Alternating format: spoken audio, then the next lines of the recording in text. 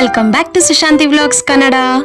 ಇವತ್ತು ನಾವು ಈ ವಿಡಿಯೋದಲ್ಲಿ ಮನೆಯಲ್ಲೇ ತುಂಬಾ ಸುಲಭವಾಗಿ ಯಾವ ತರ ವೆಜ್ ಸ್ಯಾಂಡ್ವಿಚ್ ಮಾಡೋದು ಅಂತ ನೋಡಿ ತಿಳ್ಕೊಳ್ಳೋಣ. So now let's get into the video.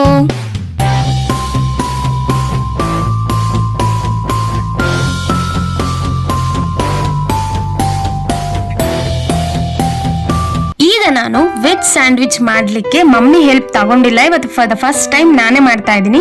ಇದು ಕೂಡ ಸೌಮ್ಯನ ಹತ್ರ ನಾನು ಹೇಳಿಸ್ಕೊಂಡಿದ್ದು ಯಾವ ತರ ಮಾಡೋದು ಅಂತ ಹೇಳ್ತೀನಿ. ಈ ತರ 4 ಆಲೂಗೆಡ್ಡೆಗಳನ್ನ ಚೆನ್ನಾಗಿ ನಾನು ಫಸ್ಟಿಗೆ ಕ್ಲೀನ್ ಮಾಡಿ ಈ ತರ ಪೀಸಾಗಿ ಕಟ್ ಮಾಡಿ ಒಂದ್ ಸ್ವಲ್ಪ ಉಪ್ಪು ಹಾಕಿ ಒಂದ್ ಸ್ವಲ್ಪನೇ ವಾಟರ್ ಹಾಕಿ ಇದನ್ನ ಬೇಯಕ್ಕೆ ಅಂತ ಬಿಡಬೇಕು. 2 ವಿಷಲ್ಸ್ ಹಾಕಿ ಕುಕ್ಕರಲ್ಲಿ ಹಾಕಿ ಬಿಟ್ಬಿಡೋಣ. ಈಗ ನೀವು ಇಂಥ ಟೈಮಲ್ಲಿ ಚೆನ್ನಾಗಿ ಪೀಲ್ ಆಫ್ ಮಾಡ್ಕೊಳ್ಳಿ. ತುಂಬಾ ಸುಲಭವಾಗಿ ಸಹ ಇದು ಮೇಲ್ಗಡೆ ಸಿಪ್ಪೆ ಸಮೇತ ಬಂದ್ಬಿಡುತ್ತೆ. ನೀವು ಬೇಯಿಸ್ಬೇಕಾದ್ರೆ ಸ್ವಲ್ಪ ಉಪ್ಪು ಹಾಕಿ ಸ್ವಲ್ಪ ನೀರಲ್ಲಿ ಬೇಯಿಸೋ ತರ ಆದಲ್ಲಿ ತುಂಬಾ ಚೆನ್ನಾಗಿ ಪೀಲ್ ಆಫ್ ಆಗುತ್ತೆ. ನೀವು ಒಂದ್ಸಿ ತರ ಟ್ರೈ ಮಾಡಿ. ಈ ತರ ಪೀಲ್ ಆಫ್ ಆಗಿದ್ದಾದ್ಮೇಲೆ ಇದನ್ನ ಒಂದೊಂದೇ ಆಲೂಗೆಡ್ಡೆನ ಒಂದು ಬೌಲಿಗೆ ಹಾಕೊಂಡು ಸಪರೇಟ್ ಆಗಿ ಎತ್ತಿಟ್ಕೊಳ್ಳಿ.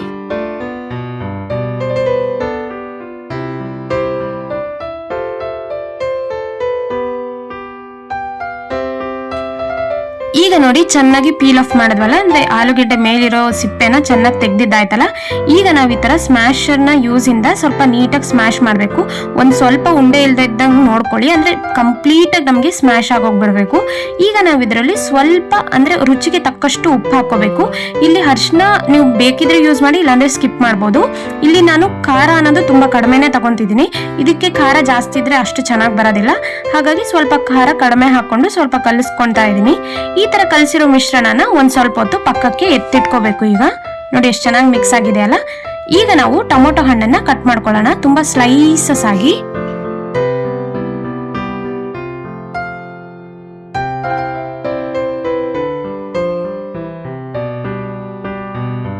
ಈಗ ನಾವು ಈರುಳ್ಳಿನೂ ಕೂಡ ಇದೇ ತರ ಸ್ಲೈಸ್ ಆಗಿ ಕಟ್ ಮಾಡ್ಕೊಳ್ಳೋಣ.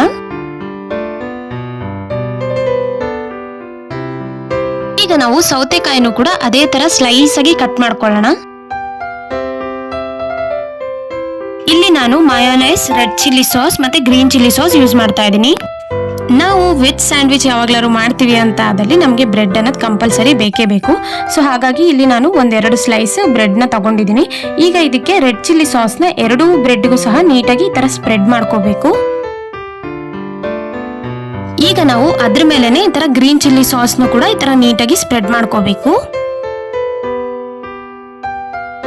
ಈಗ ಸೇಮ್ ಅದ್ರಲ್ಲೇ ನಾವು ಮಯೋನೈಸ್ ನು ಕೂಡ ಸ್ಪ್ರೆಡ್ ಮಾಡ್ಕೊಳ್ಳೋಣ ನೀಟಾಗಿ 2 ಬ್ರೆಡ್ಗೂ. ಈಗ ನಾನು ಇದರಲ್ಲಿ ಟೊಮೊಟೊ ಹಣ್ಣು, ಸ್ವಲ್ಪ ಈರುಳ್ಳಿ, ಸ್ವಲ್ಪ ಸ್ಲೈಸ್ ಕಟ್ ಮಾಡಿರುವಂತಹ ಸೌತೆಕಾಯಿ ಎಲ್ಲಾನು ಇಟ್ಟು ಈ ತರ ವೆಲ್ ಆರ್ಗನೈಸ್ ಮಾಡ್ಕೊಂಡಿದೀನಿ. ಈಗ ನಾನು ಅದರಲ್ಲಿ ಈ ತರ ಚೀಸ್ ಸ್ಲೈಸ್ ನ ಹಾಕೊಂತಾ ಇದ್ದೀನಿ. ಅದ್ರ ಮೇಲ್ಗಡೆ ನಾನು ರೆಡ್ ಚಿಲ್ಲಿ ಫ್ಲೇಕ್ಸ್ 2 ಸೈಡ್ ಅಂದ್ರೆ ಈ ಕಡೆ ಚೀಸ್ ಮೇಲೂ ಆ ಕಡೆ ಬ್ರೆಡ್ ಮೇಲೂ ಹಾಕೊಂಡಿದೀನಿ. ಈಗ ಆರಿಗ್ಯಾನೋ ಕೂಡ ಸೇಮ್ ಚೀಸ್ ಮೇಲೂ ಮತ್ತೆ ಬ್ರೆಡ್ ಮೇಲೂ ಹಾಕೊಂಡು ಈ ತರ ಸ್ವಲ್ಪ ಬ್ರೆಡ್ ನ ಆಪೋಸಿಟ್ ಇಟ್ಟು ಸ್ವಲ್ಪ ಪ್ರೆಸ್ ಮಾಡಬೇಕು. ನೋಡಿ ಎಷ್ಟು ಚೆನ್ನಾಗಿ ಆಗಿದೆ ಅಂತ. ಈಗ ನಾನು 2ನೇ ತರದ್ದು ಕೂಡ ಹೇಳ್ಕೊಡ್ತೀನಿ. ನೀವು ವಿತ್ ಈ ತರ ಸ್ಟಫಿಂಗ್ ಅಲ್ಲಿ ಮಾಡೋ ತರ ಆದಲ್ಲಿ 2 ಸ್ವಲ್ಪ ಉಂಡೆಗಳು ತಗೊಂಡು 2 ಬ್ರೆಡ್ ಮೇಲೂ ಈ ತರ ಪ್ರೆಸ್ ಮಾಡ್ತಾ ಹೋಗ್ಬೇಕು. ಅದ್ರ ಮೇಲೆ ಸೇಮ್ ನಾವು ಟೊಮೆಟೊ, ಈರುಳ್ಳಿ, ಸೌತೆಕಾಯಿನ ಇಟ್ಟು ಸೇಮ್ ಅದೇ ಟೈಪ್ ಮಾಡ್ಕೋಬೇಕು. ಇಲ್ಲೂ ಕೂಡ ನಾವು ಚೀಸ್ ಸ್ಲೈಸ್ ಇಟ್ಟಿದ್ವಲ್ಲ, ಸೇಮ್ ಆರಿಗಾನೋ ಫ್ಲೇಕ್ಸ್ ಹಾಕಿ ಅದ್ರ ಜೊತೆಗೆ ರೆಡ್ ಚಿಲ್ಲಿ ಫ್ಲೇಕ್ಸ್ ಕೂಡ ಹಾಕಿ ಆ ಕಡೆ ಬ್ರೆಡ್ ಮೇಲೆ ಈ ಕಡೆ ಅಂದ್ರೆ ಚೀಸ್ ಮೇಲೆನೂ ಹಾಕಿ ಈ ತರ ಮೇಲಿಂದ ಪ್ರೆಸ್ ಮಾಡಬೇಕು. ಈಗ ನಾವು ಒಂದ್ ಕಡೆ ಸ್ಟವ್ ಆನ್ ಮಾಡಿ ಈ ತರದೊಂದು ಪ್ಯಾನ್ ಇಟ್ಟು ಅದರಲ್ಲಿ ಸ್ವಲ್ಪ ಬಟರ್ ಹಾಕಿ ಸ್ಪ್ರೆಡ್ ಮಾಡ್ಕೊಳ್ಳೋಣ.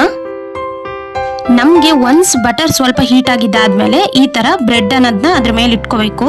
ಸ್ವಲ್ಪ ಬಿಸಿ ಆದ್ಮೇಲೆ 2 ಸೈಡು ಈ ತರ ತಿರುಗಿಸ್ಕೋತಾ ಇರಬೇಕು. ನಾವು ಸೈಮಲ್ಟೇನಿಯಸ್ಲಿ ನೋಡ್ಕೊಳ್ಳಿ, ಜಾಸ್ತಿ ಸಿಹಿಬಾರ್ದು.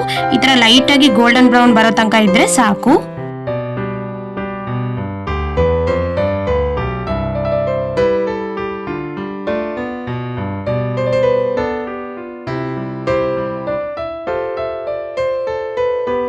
ಐ ಹೋಪ್ ನಿಮ್ಮೆಲ್ಲರಿಗೂ ಈ ವಿಡಿಯೋ ತುಂಬಾ ಇಷ್ಟ ಆಯ್ತು ಅಂತಾನೆ ಅನ್ಕೋತಿದ್ದೀನಿ. ನಿಮ್ಗೆ ಇಷ್ಟ ಆದ್ರೆ ಲೈಕ್, ಶೇರ್, ಸಬ್ಸ್ಕ್ರೈಬ್ ಮಾಡಿ.